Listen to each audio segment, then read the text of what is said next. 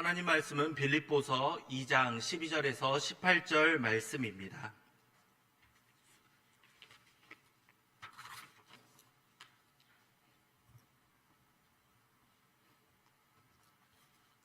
빌립보서 2장 12절에서 18절 말씀입니다. 교독합니다. 그러므로 나의 사랑하는 자들아, 너희가 나에 있을 때뿐 아니라 더욱 지금 나 없을 때에도 항상 복종하여 두렵고 떨림으로 너희 구원을 이루라.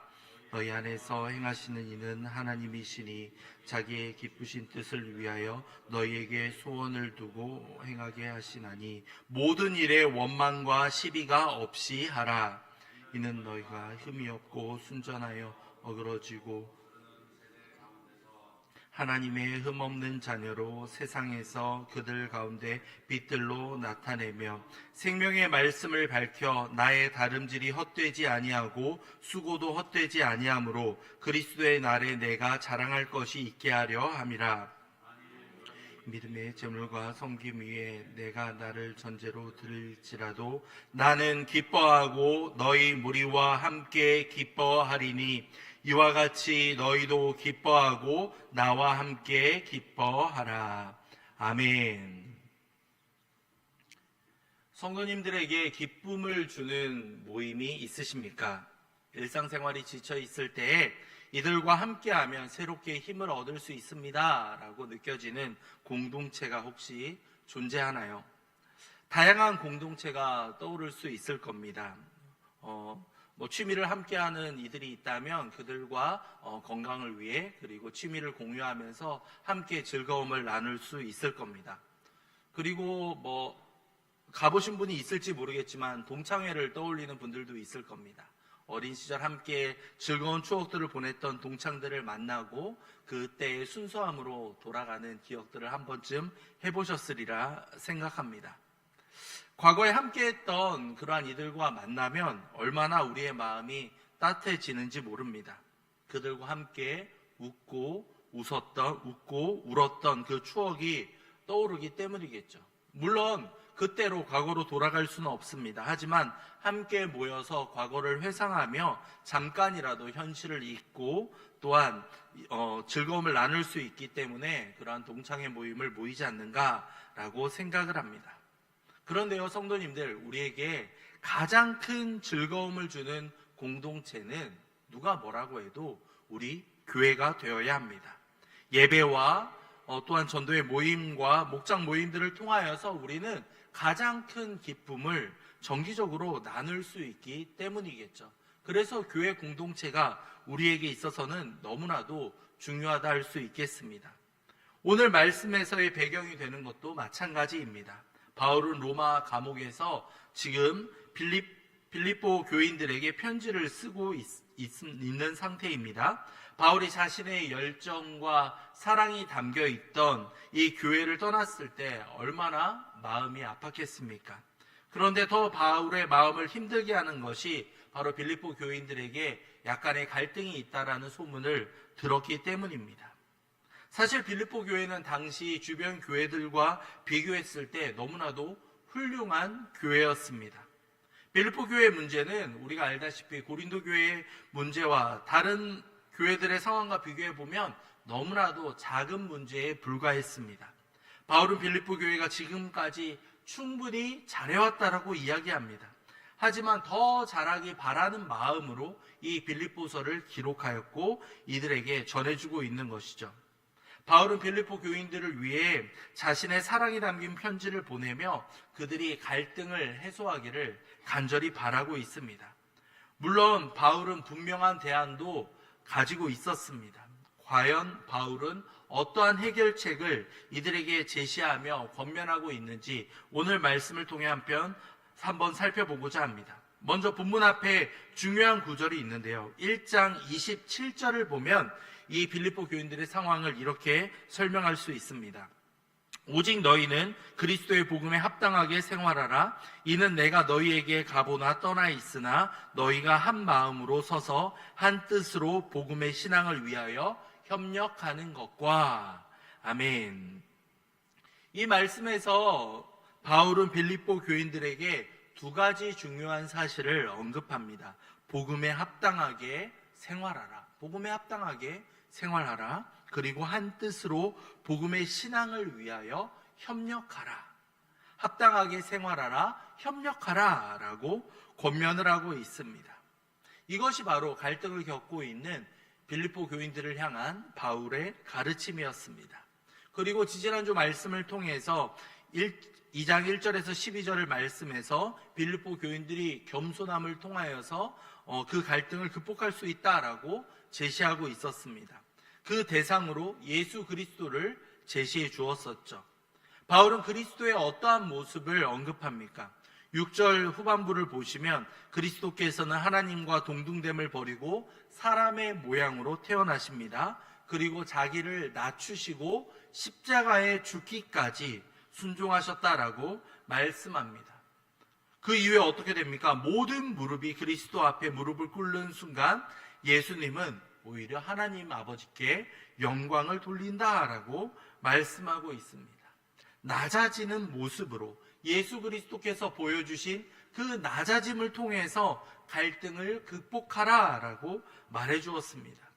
빌립보서에서 교회 갈등을 극복할 수 있는 이와 같은 다양한 방법들을 제시해주고 있죠.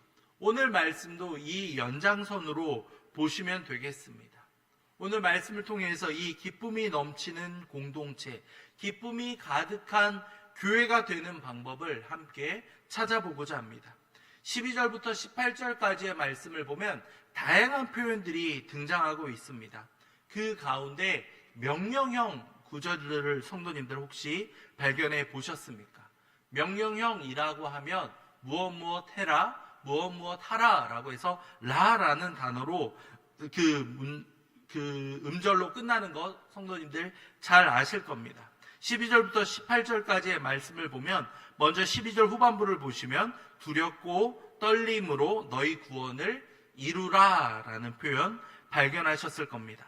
그 다음에는 14절을 보면 모든 일에 원망과 시비가 없이 하라 라고 표현하고 있죠. 마지막 18절 말씀을 보면 이와 같이 너희도 기뻐하고 나와 함께 기뻐하라 라는 표현을 발견하셨을 겁니다. 이 시간에는 이 세 가지 내용을 중심으로 함께 교회의 갈등을 극복하는 과정들을 함께 살펴보고 기쁨을 회복하는 과정을 함께 경험하기를 소망합니다. 먼저 12절 끝부분을 보시면 두렵고 떨림으로 구원을 이루라 라고 표현이 되어 있었습니다.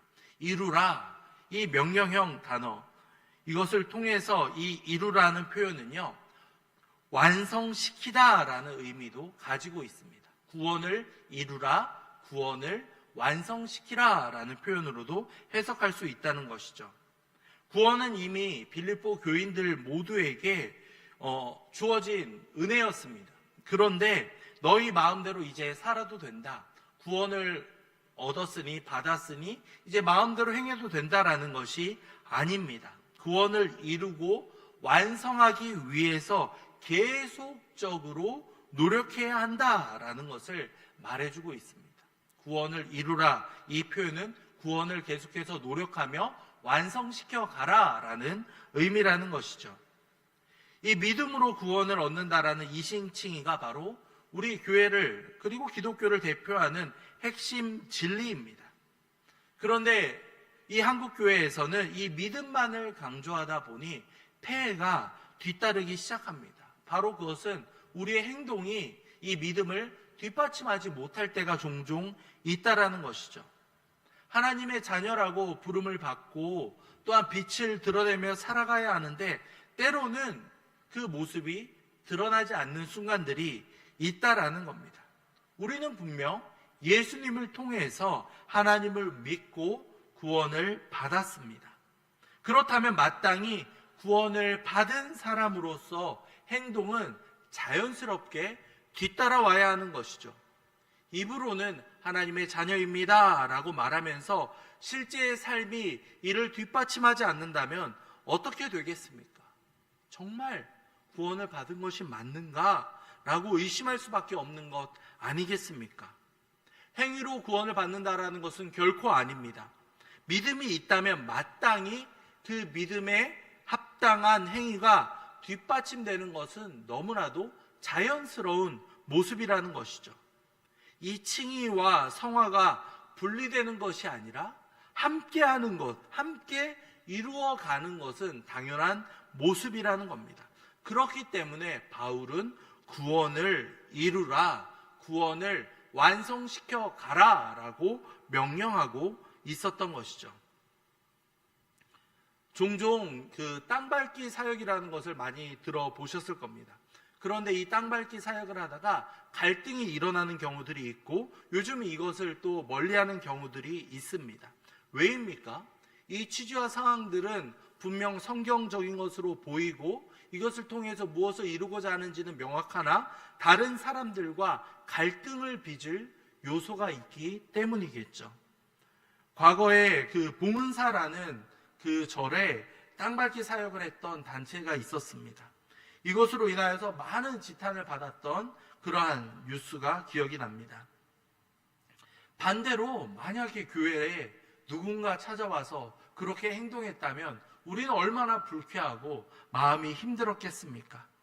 그러한 관점으로 보자면 우리의 행동이 어떠한 결과를 낳을 수 있는지 신중해야 되고 또한 우리가 상대하는 상대방들이 결국에는 우리를 통해서 하나님을 경험할 수 있다는 사실을 우리는 잊어서는 안 되겠습니다. 상대방이 보았을 때 진리가 훼손되지 않는 선이라면 그들이 어떻게 하면 인격적으로 하나님을 만나고 경험할 수 있는가 우리는 고민하고 행동해야 한다라는 겁니다.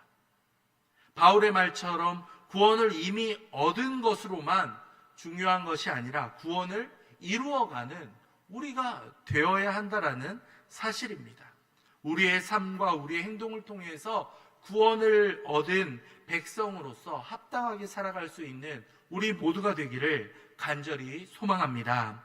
이어지는 14절 말씀을 보면 이렇게 기록하고 있죠. 14절입니다. 한 번 더 읽겠습니다.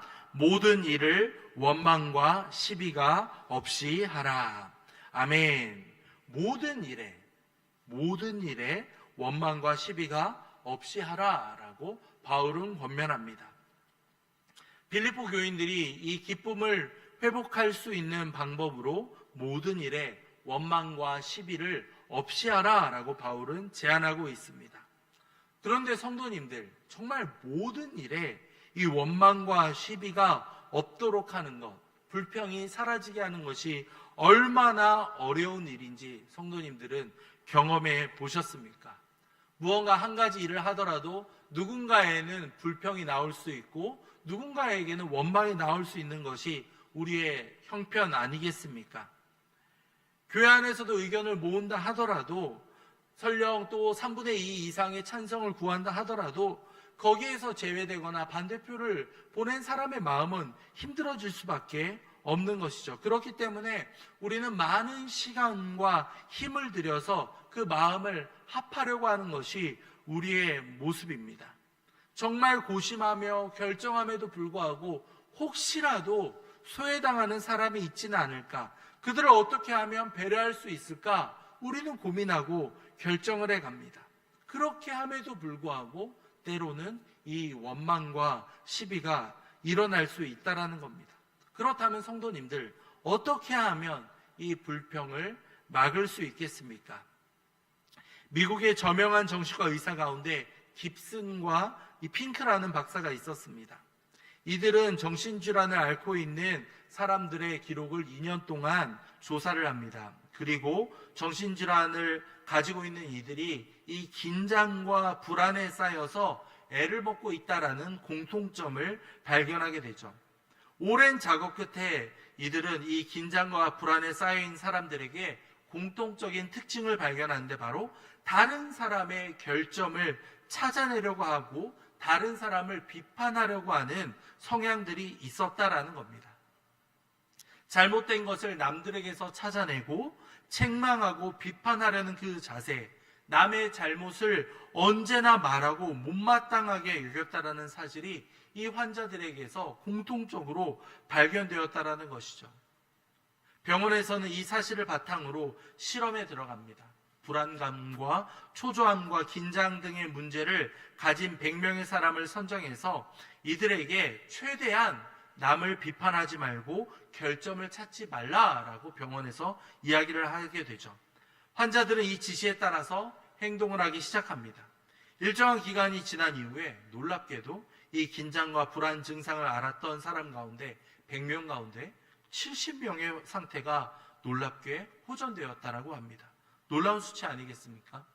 나머지 가운데 20명은 의사의 지시대로 따르지 않았습니다. 무엇일까요? 그 불평하지 않겠습니다 라고 약속을 했는데 마음 가운데 불평을 계속 했던 것이죠. 100명 가운데 70명은 그 이야기를 들었고 따랐을 때 변화가 일어나기 시작했습니다. 그런데 그 가운데 20명은 의사의 행동대로 따르지 않았고 결국에는 좋은 결과를 얻지 못했다라고 고백을 했던 것이죠. 비판을 하지 않고 남의 결점을 찾지 않는 것만으로도 얼마나 우리의 삶이 윤택해지고 건강해질 수 있는가, 좋은 선례를 할 수 있겠습니다. 반대로 우리가 남의 결점을 계속 발견하고 잘못에 관심을 두고 생각하고 비난하고 비판하는 모습을 이어간다면 우리 역시도 그러한 심리적인 불안함과 고통에 휩싸일 수 있다라고 이 결과는 말해주고 있는 것이죠. 혹시라도 우리가 무언가 책을 잡으려고 하려는 성향이 있거나 남을 지적하려고 있는 모습들이 불쑥불쑥 튀어나온다면 이것으로 인하여 오히려 우리가 병들어갈 수 있다는 것을 우리는 잊어서는 안 되겠습니다. 우리는 어떠하겠습니까? 우리는 서로 조금씩 이해하고 노력하려는 모습이 우리 가운데는 존재하고 있습니까? 그것이 바로 기쁨을 회복할 수 있는 첫걸음이 될 수 있다는 겁니다. 불평을 안 했을 때 기쁨이 찾아올 수 있다는 것이죠.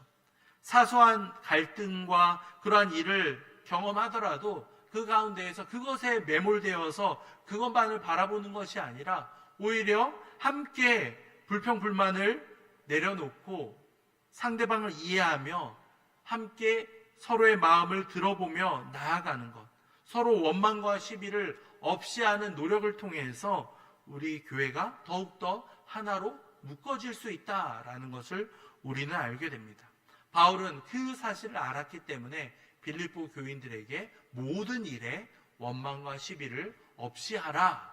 누군가만의 그런 노력으로 끝나는 것이 아니라 함께 이 노력을 해가라 라고 말해주고 있던 것이죠. 마지막 18절 말씀을 보면 이렇게 기록되어 있습니다. 이와 같이 너희도 기뻐하고 나와 함께 기뻐하라. 아멘. 기쁨의 공동체가 되기 위해서는요, 말 그대로 기쁨을 먼저 회복하는 시간이 필요하다라는 겁니다. 특별히 바울의 이 표현, 나와 함께 기뻐하라 라는 표현에 주목해 주시기 바랍니다. 17절을 보시면 바울은 자신이 번제로 드려질지라도 기뻐할 것이다 라고 이야기했습니다. 빌립보 교인들의 그 믿음의 제물과 섬김 위에 자신이 희생되더라도 바울은 이 일에 기뻐하겠다라고 말하고 있는 것이죠. 바울은 자신의 희생되는 상황이 오더라도 나와 함께 기뻐하라 라고 권면을 하고 있습니다. 바울은 아시다시피 어떠한 상태입니까? 가택연금으로 갇혀 있습니다. 고난 가운데 바울은 놀라운 이야기를 하고 있는 겁니다. 나와 함께 기뻐하라. 이 권면이 얼마나 대단한지 성도님들 느껴지십니까? 여러분에게 살아오면서 가장 힘들었던 순간은 언제입니까?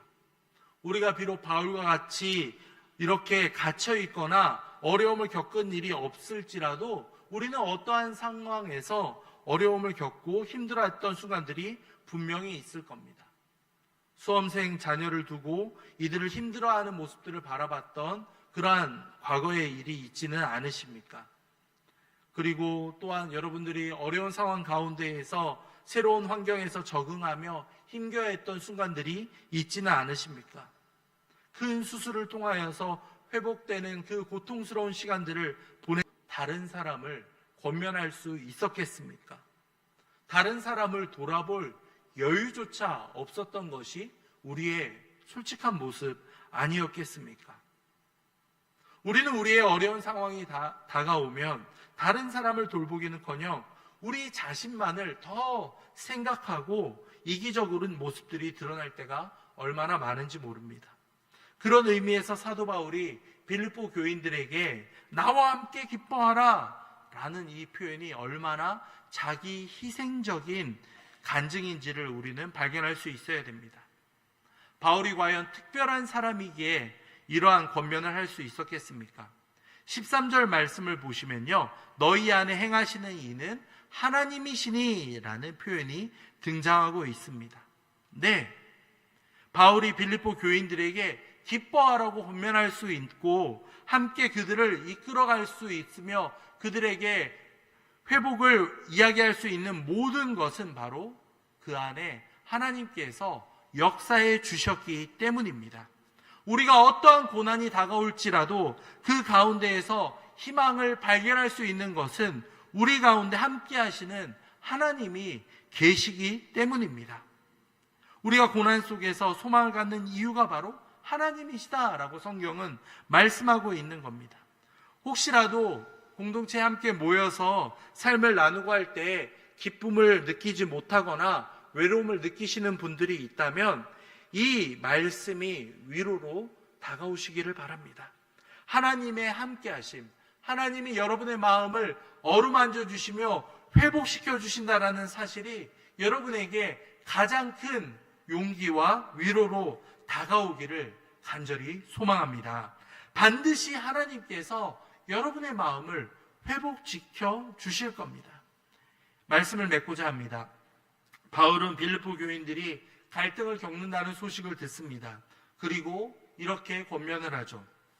두렵고 떨림으로 너희의 구원을 이루라. 모든 일을 원망과 시비가 없이 하라. 나와 함께 기뻐하라. 이 충고들이 바로 기쁨을 회복하는 공동체가 되는 방법이었습니다. 우리가 속해 있는 공동체도 마찬가지입니다.